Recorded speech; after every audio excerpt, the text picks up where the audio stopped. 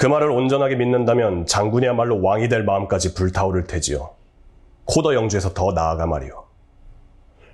허나 참으로 이상해. 어둠의 앞잡이들은 가끔 우리를 해치려 진실을 말한다오. 사소한 사실들로 우리를 유혹해놓고서 정작 끝에 가서는 우리를 속여 배반하지. 이 계획을 내게 알리라고 유혹한 건 무슨 짐승이었나요? 그런 결심을 밝히셨을 때 당신은 진정한 사나이였어요. 그 이상이 되고자 당신은 더욱 사나이답고자 했죠. 그때는 시간과 장소 모두 들어맞지 않았지만 당신은 그 두 가지를 다 만들겠다 하셨습니다. 이제 제대로 기회를 얻었는데 당신 의지로 그걸 망치려 하는군요. 전 젖을 먹여본지라 젖을 빠는 아기가 얼마나 사랑스러운지 알죠. 하지만 만약 제가 당신처럼 일의 실행을 맹세했다면 갓난아이가 제 얼굴을 쳐다보며 웃을지라도 저는 그 말랑한 잇몸에서 젖꼭지를 잡아 빼버리고 둘러매쳐 머리통을 부숴버렸을 것입니다. 별들이여, 빛을 감추어라.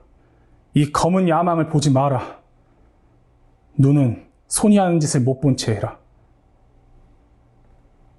그러나 이 일을 해치우고 나면 눈은 그 저질러진 일이 두려워 보려들지 않을 것이다.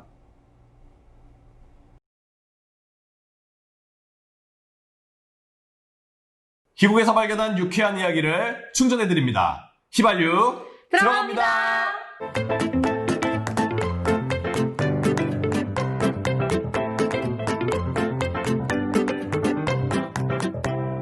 안녕하세요. 극단 99도의 기획 진한나 대표 홍승호 배우 서유록입니다.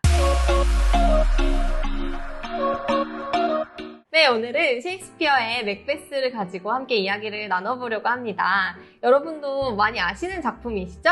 하지만 저희 시작하기 전에 줄거리 간략하게 소개해드리고 가겠습니다.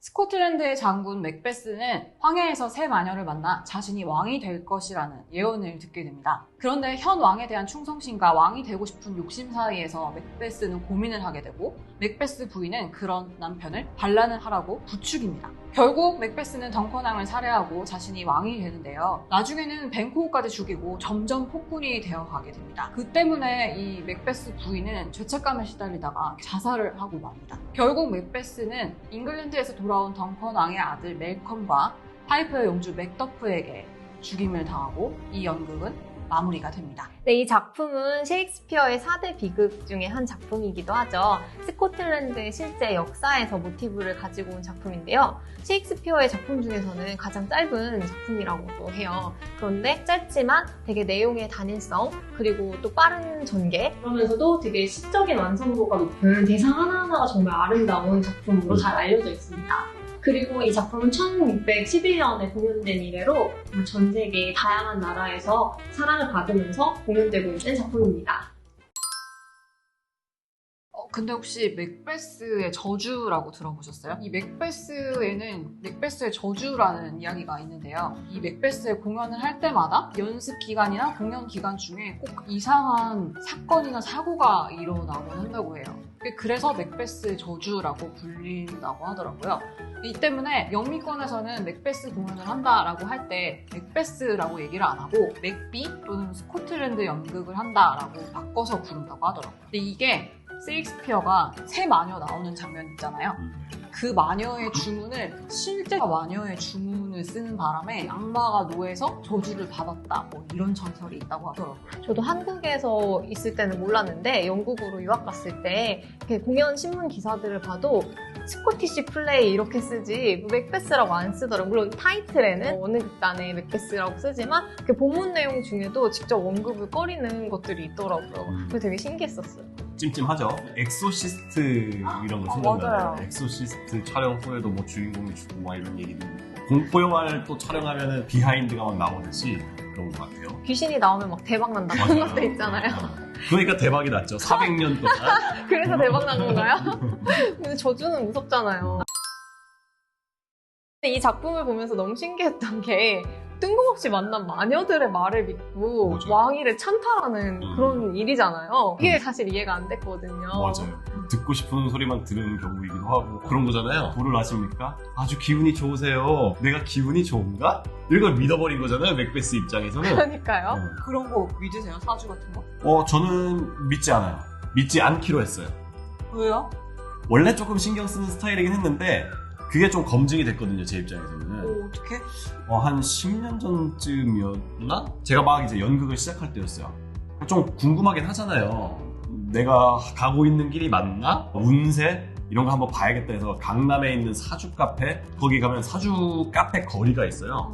그래서 거기 중에 그래도 좀 잘 된다라고 하는 집에 가가지고 제가 사주를 봤죠. 사주를 봐주신 분이 무슨 일을 하냐고, 제가 배우를 한다.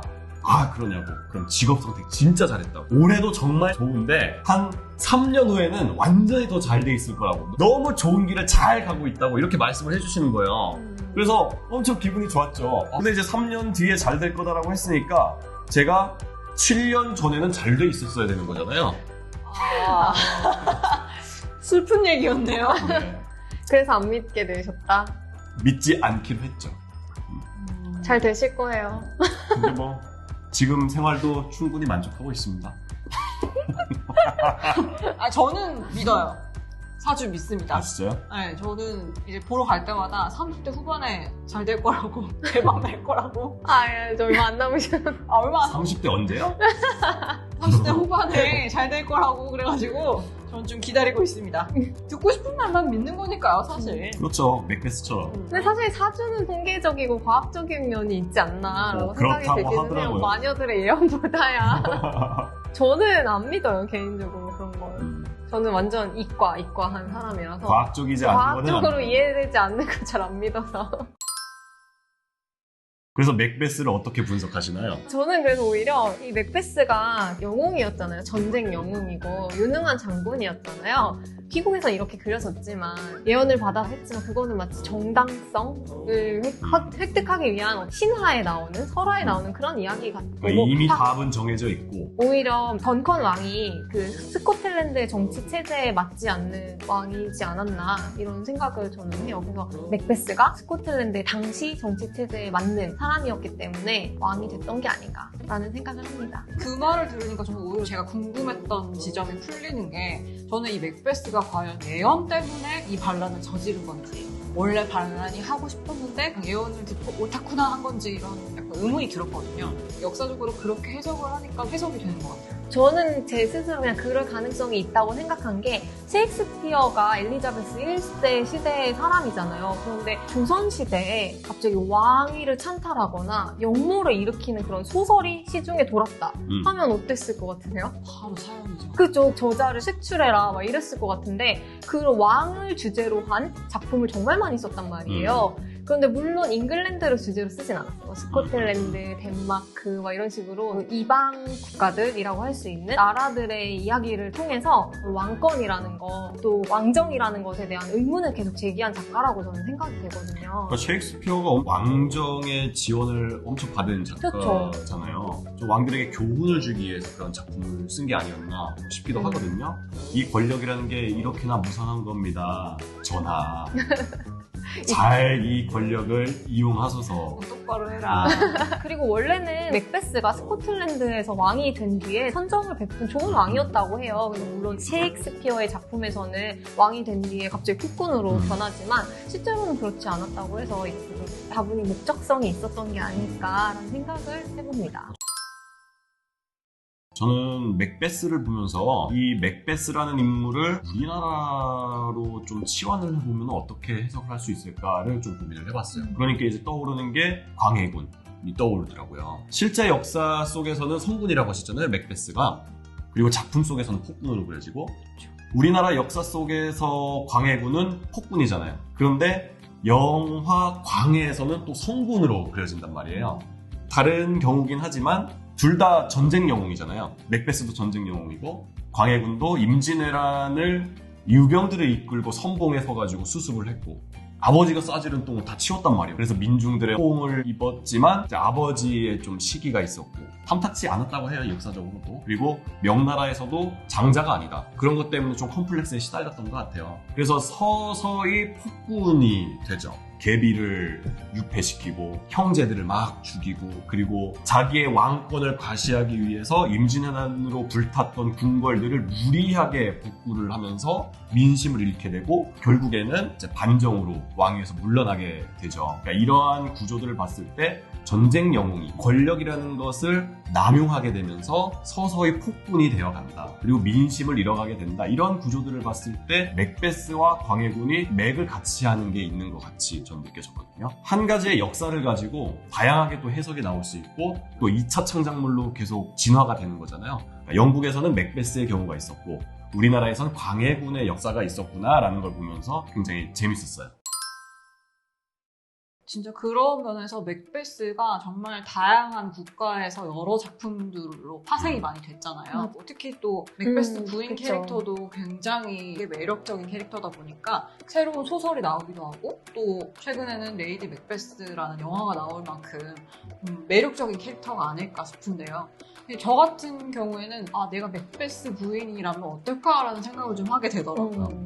이 욕망에 불타는 화신으로 묘사가 되고 있잖아요. 저는 좀 결말이 좀 아쉬운 거예요. 이렇게 세게 확 나갔으면 마지막에 죄책감으로 자살을 할 게 아니라 정말 끝까지 갈 때까지 가봤어야 되는 게 아닌가.